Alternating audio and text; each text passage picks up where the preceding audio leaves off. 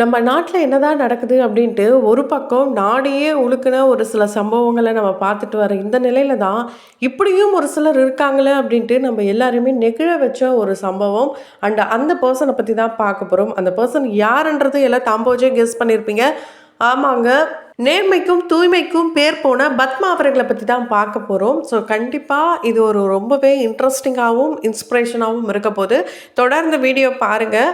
அதுக்கு முன்னாடி இவங்களுடைய இந்த செயல் உங்களை எந்த அளவுக்கு ரொம்பவே நெகிழ வச்சுருக்குன்றத கமெண்ட் பாக்ஸில் மறக்காமல் கமெண்ட் பண்ணுங்கள். தொடர்ந்து வீடியோஸ்லாம் பார்க்கணும்னு நினச்சிங்கன்னா உடனே நம்ம சினி சமூகம் சேனலை சப்ஸ்கிரைப் பண்ணிவிட்டு பக்கத்தில் இருக்க பெல் ஐக்கனையும் மறக்காமல் ப்ரெஸ் பண்ணிவிடுங்க. பத்மா அவர்கள் தூய்மை பணியாளராக கிட்டத்தட்ட 21 வருடமாக இங்கே சென்னையில் வேலை பார்த்துட்ருக்காங்க. அவங்க டி நகரில் இருக்க அந்த பகுதியில் தான் வேலை பார்த்துட்ருக்காங்க. கிட்டத்தட்ட 6 மணிக்கு காலையில் ஆரம்பித்தாங்கன்னா 2 மணி வரைக்கும் வேலை பார்ப்பாங்களாம். ஸோ இவங்க தான் இப்போ டாக் ஆஃப் த டவுனாகவே மாறிட்டாங்க. உண்மையாலே இது ரொம்ப பெரிய விஷயம். யாரோ பேருக்கும் புகழுக்கும் என்னென்னோ வேலை பண்ணுறாங்க. ஆனால் நமக்கு கிடைச்ச இந்த ஒரு வாய்ப்பை கூட அவங்க மிஸ்யூஸ் பண்ணாமல் கரெக்டாக யூட்டிலைஸ் பண்ணியிருக்காங்க. அதாவது ஒரு பொருள் கீழே கிடக்குதுன்னா என்னதுன்னு எடுத்துக்கிட்டு போகிற உலகத்தில் தான் இப்போ நம்ம எல்லாரும் வாழ்ந்துட்டுருக்கோம். ஆனால் இவங்க கையில் கிட்டத்தட்ட 50 லட்சத்துக்கும் மதிப்பும் இவங்க கையில் கிட்டத்தட்ட 50 லட்சத்துக்கும் மேலே மதிப்பான நகை கிடைச்சோம். இவங்க திரும்ப கொடுக்கணுன்ற மனசு வந்ததே ரொம்ப பெரிய விஷயம். ஏன்னா இப்போ தங்க விற்கிற விலைக்கே ஒரு சவரன் எடுக்கணும் அப்படின்னா கண்டிப்பாக 1.25 லட்சம் இல்லாமல் நம்ம எடுக்கவே முடியாது. அந்த அளவுக்கு போயிட்டுருக்கு. சேதாரம் செய்குலின்ட்டு 1.30 1.40ன்னு வந்துடும். அந்த மாதிரி இருக்கிற சூழலில் நம்மளுடைய குடும்பம் இப்படி ஒரு சூழலில் இருக்காங்க, நம்ம எடுத்துக்கலாம் அப்படின்னு தான் ஒரு சிலர் நினைப்பாங்க. ஆனால் இவங்க அந்த எண்ணம் கொஞ்சம் கூட வரல அப்படின்ட்டு ரொம்பவே யதார்த்தமாக சொல்லியிருக்காங்க. அண்டு இவங்க பெங்களூரை சேர்ந்தவங்களாம். அங்கேருந்து தான் சென்னைக்கு வந்திருக்காங்க. சென்னைக்கு மேரேஜுக்கு அப்புறம் ஒரு ஓலை வீட்டில் தான், மண் வீட்டில் தான் கிட்டத்தட்ட 20 வருஷத்துக்கு மேலே இருந்திருக்காங்க. 35 வருஷமாக ஒரே இடத்துல தான் இருக்காங்களாம். ரீசெண்டாக தான் ஓடு போட்டு கொடுத்துருக்காங்க. அதுக்கப்புறம் டபுள் மாடி அந்த ஓனரே கீழே நாங்கள் இருக்கோம், மேலே நீங்கள் இருங்கன்ட்டு லீஸுக்கு விட்டுருக்காங்க.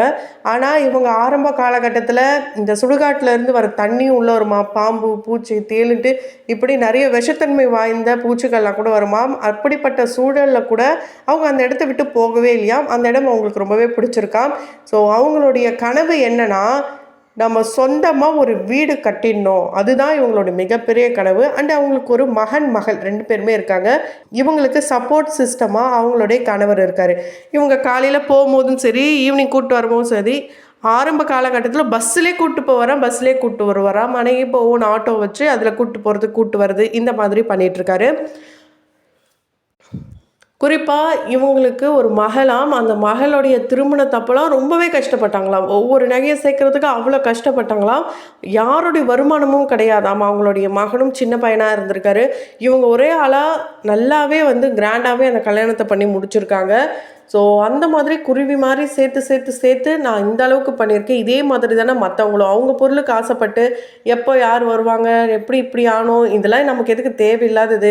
நமக்கு என்ன இருக்குது, நம்மக்கிட்ட வச்சு நம்ம எப்படி மேலே வரணும், இதை தான் பார்க்கணும். மற்றவங்களுடைய பொருளுக்கு என்றைக்குமே நான் ஆசைப்பட மாட்டேன். யாரும் ஆசைப்படாமல் இருந்தால் அதுவே நல்லது.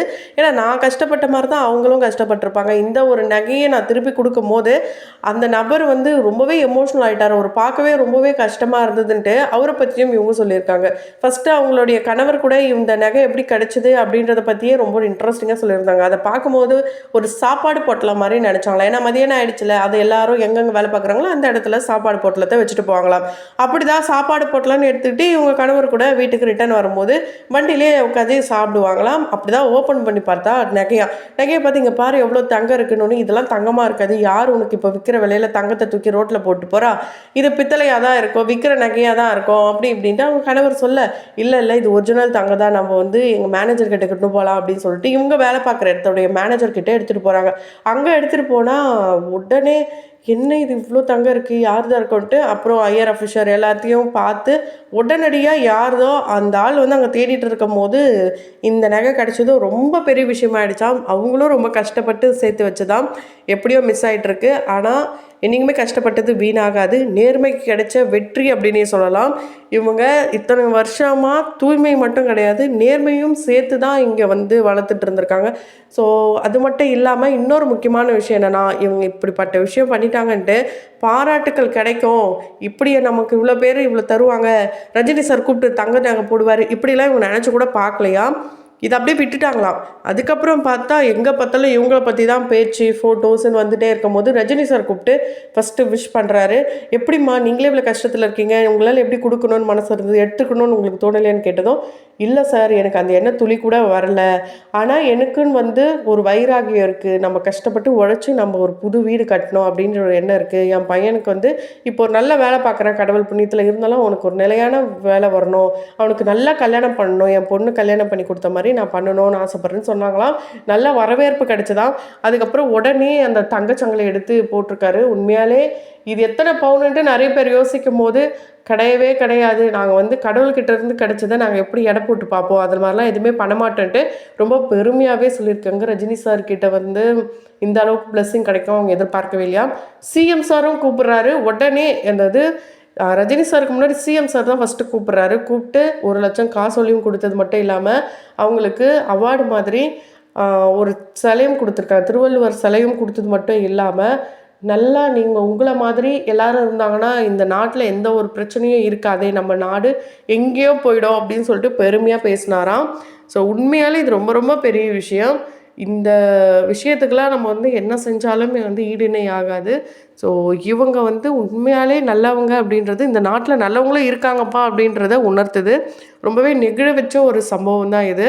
இப்போ திரும்பவும் அதாவது இவங்க செஞ்ச உதவியை தொடர்ந்து நிறைய பேர் இவங்களை வந்து பேட்டி எடுக்கிறது, இவங்களுக்கு பரிசு கொடுக்கறது, அமௌண்ட் கொடுக்கறதுன்ட்டு வந்துக்கிட்டே இருக்காங்களாம். அந்த வகையில் லலிதா ஜுவல்லரி ஓனர் கூப்பிட்டு இவங்களை பாராட்டினது மட்டும் இல்லாமல் 10,000 ரூபாய் காசோலையும் கொடுத்துறாரு. பார்த்திபன் அவர்கள் பொது மேடையில் இவங்க காலில் விழுந்ததாக இருக்கட்டும், இவங்களை பாராட்டின விதமாக இருக்கட்டும், இது போல் ஒவ்வொருத்தரும் இவங்களை வந்து பாராட்டிக்கிட்டே இருக்காங்க. நிறைய இடங்களில் இன்டர்வியூஸ் எடுத்துக்கிட்டே இருக்காங்க. ஸோ இவங்கள மாதிரி எல்லாருமே இருந்துட்டால் எந்த ஒரு பிரச்சனையும் இல்லை, அதுதான் உண்மை. ஆனால் இருப்பாங்களான்னு கேட்டிங்கன்னா கண்டிப்பாக இல்லை. இவங்களுக்கே கடன்லாம் இருக்காங்க, கிட்டத்தட்ட 8 லட்சம் கடன் இருக்காம். தன்னுடைய மகனுக்கு நிரந்தர வேலை வேணும்ன்ட்டு சிஎம் சார் கிட்ட கேட்டாங்களாம். அது மட்டும் இல்லாமல் போஸ்ட் ஆஃபீஸில் அந்த ஸ்டாம்பில் இவங்களுடைய ஃபோட்டோ வந்திருக்கு. ஸோ உண்மையாலே பெரிய பெரிய ஆட்களுக்கு கிடைக்க வேண்டிய அந்த மதிப்பும் மரியாதையும் இவங்களுடைய நேர்மைக்கும் உண்மைக்கும் தூய்மைக்கும் கிடைச்சிருக்குன்னு தான் சொல்ல முடியும். எந்த ஒரு நைட் ஷிஃப்ட்டுக்கும் இவங்க போனதே கிடையாதாம்.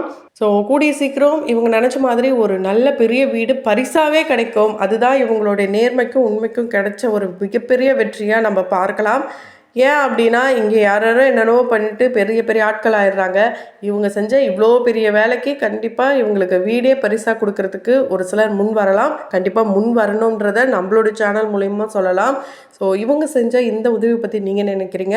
ஏன்னா கடன், கஷ்டம், வறுமை எல்லாமே இவங்களுக்கும் இருக்குது. ஆனால் எதையுமே பார்க்காம மற்றவங்களோட இது அப்படின்ற ஒரு எண்ணம் வந்து நம்ம எடுத்துக்கக்கூடாதுன்ற ஒரு எண்ணத்தோடு திரும்ப கொடுத்ததுனா ரொம்ப பெரிய விஷயம். அந்த வகையில் நம்மளுடைய சினி சமூகத்தின் வாயிலாக பாராட்டுக்களையும் தெரிவித்துக் கொள்ளலாம்.